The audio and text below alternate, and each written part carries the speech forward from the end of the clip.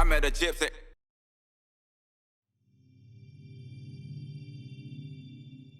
We'll go back to that whole like Carmichael thing, like when he came into the sport and then he had to work so much harder to get that kind of advantage. Like from your perspective, like how were you viewing that? And were you kind of at the stage where you were like, I just don't want to be that guy? Like, or you kind of like, what was the mentality seeing that little shift take place? So, Ricky and I are good buddies. Yeah. His family and my family are friends. He was coming out to They're California. great people. Yeah, great people.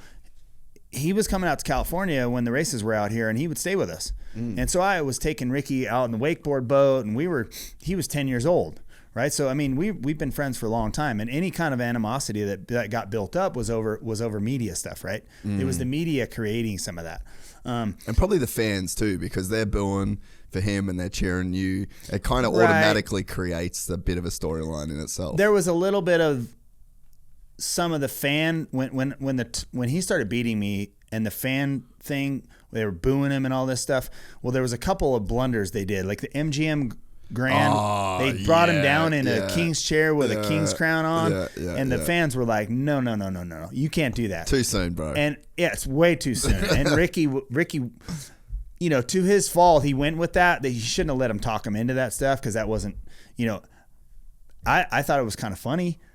But it was wrong to do to him. Yeah. Right? Because that kind of situation created a bunch of fans against him. Yeah. It took him years to get all those fans back, and it took a lot of winning to get all those people back on his side. Yeah. The fans are funny the way it works. They really want the up and comer, the underdog. Then they want the guy that dominates, and then when the new guy comes along and beats the guy that dominates, they hate that guy. So it's a really funny sort of strange cycle. So what happened to me was, it took Ricky 3 seasons before he could really get up and compete with me, right? Remember when he first got on that Cowie, crashed, put a big foot peg through his leg. Then the next year just crashed a bunch and whatever, took himself out. And then finally, like the third year was when we were battling, and that was when he won. He was riding a Cowie. Then the next year he switched to Honda, right? So, look, I was 30 years old, 31 years old. Ricky was 21 years old, 20 years old, maybe something like that. Maybe there's part of me probably that I walked the line between confident and arrogant. I mean, I just was confident. You kind of have to in a way. Yeah, right. I mean, I was like, okay, he's coming, but I still got him, And the year he beat me and then started beating me every week, I certainly was not expecting that and was undertrained. But I still felt like, the next year I had enough speed and enough strategy and enough, know-how to come back on him. Well, the next year I started training so hard, I tried to do what he was doing and just put myself in a major hole. And then the 2002 season, I couldn't even ride. Yeah. I was so skinny and just like, it wasn't me. Yeah. And like we talked about, the window of confidence that he gained within that time where I wasn't able to compete with him. Yeah. My sense or my hope for being able to compete with him again was gone. It was lost. Yeah. Right? Because he gained that confidence. Now he knew he was supposed to win.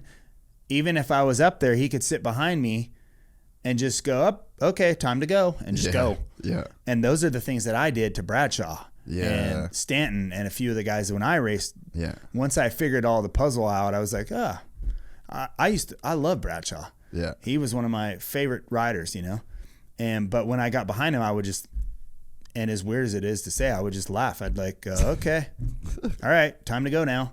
And I would just blast off and beat him when he was riding really well.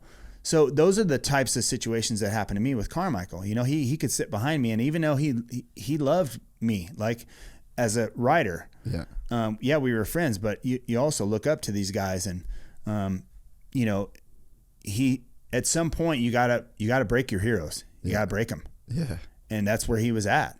So with it being a little bit out of shape the year that he started beating me, then trying to chase it really hard and screwing myself up and not being able to ride, any hope of getting back that battle was lost. Yeah. Right. So the timing is everything, right? I mean, Yeah. it took him 3 seasons, though. I will say that it took him 3 seasons before he could come up and compete with me on a regular basis.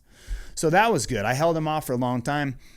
When you put it like that, that is quite a long time to have, kind of keep that reign, For someone that is the best in our sport ever, Carmichael, to hold him off really to get to my level for 3 seasons was a pretty good accomplishment, right? Yeah. When I came in, those guys couldn't say that. I beat him in the first year. Yeah. Dungy came in, he beat him in the first year. So there's those times when that guy, like if Ricky Carmichael, the great Ricky Carmichael, was as developed as he was when he was 24, and he came in with that kind of, at a younger age, he would have beat me right away. Yeah. Right. So he just had to figure out the puzzle. And I'm just, look, I'm proud that we can sit here and go, hey, the best guy ever in the sport is the guy that took over from me. Yeah, yeah. Right? But you can still say that you're the best ever when it comes to the stadiums too, So I feel like there's always not contention, but I feel like you're just always going to have that seat at that table. And it's like in surfing, if you were the best ever at pipeline. Yeah. It's like, okay, so that's the best wave. It's the gnarliest wave, and he's won it the most out of it. You've just automatically, like, yeah, mate, did he win the most world tours? Did he win the most events on a world tour? Yeah. No, but, so you've kind of, I feel like you've got that bit. Well, I'll carved always out have in a that way. until someone comes along and beats that, right? Yeah. There can only be one king of Supercross. Yeah. And so I'm proud to be that guy. I mean, I love the sport. I love what it's done for me. I give back as much as I can in a fun way. But I mean, it's just amazing that the dirt bike was able to do that. I'm just one of the lucky ones. If I started earlier, I may be working right now, maybe doing something else. Yeah, It's just timing is so crazy. Yeah, it's timing. And it's cool that you can sit here as well and just call it exactly how it was. Like, because there's so many times where an athlete, like, the next generation should be better than you. Like, if you did your job right, it should be better than you. Right. And it's like, what happened should happen. Like, there's just this dude, because you did it to everybody else. Right. And it's like, there's a guy, but I guess the difference is maybe what it took to beat you was something kind of crazy. Whereas it seems like you beat those other guys by almost like reimagining the sport in a way. But sure, it wasn't like, it's hard to say. Like, to me, it's like for Carmichael to beat you, it's like he put his body on a dyno. And yeah, you know what I mean? pretty true. Whereas and then it was still a car, and he was still, doing the thing, but you just got the car on the dyno, and you just made the car like really, really fucking gnarly. Refined it. Yeah. Whereas like you changed the way that you drove the car. Like, the car didn't change that much. Right. You changed the way that you drove a car. I mean, that is a little bit true, right? Because I hit the window of when the sport was changing a little bit. Yeah, like, I was exactly. able to change the style of the sport. Yeah. Which I didn't go into the sport going, hey, this is my unique way. The culture as well, which we haven't even kind of talked Culture about. changed for sure, but the style certainly changed, right? When I look at my heroes, Ricky Johnson, Jeff Ward, Brock Glover, all those guys, how high did they jump? Yeah. I mean, they were jumping so high, front end in the air. Guy Cooper, these guys were awesome. Respect and Guy Cooper. Just respect. But they were trying to make the obstacles, where we were racing the obstacles. And that was the nature of what happened with the bicycle, with the BMX style.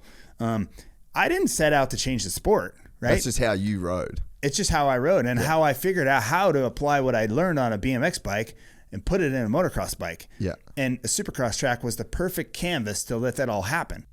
We're excited to announce the launch of our new membership site, gypsytales.com, packed with exclusive content and perks that you won't find anywhere else. This is your chance to become a part of the Gypsy Gang. And as a special bonus, if you sign up to an annual membership, you'll be entered into the draw to win our custom-built TC125. Gypsy Gang.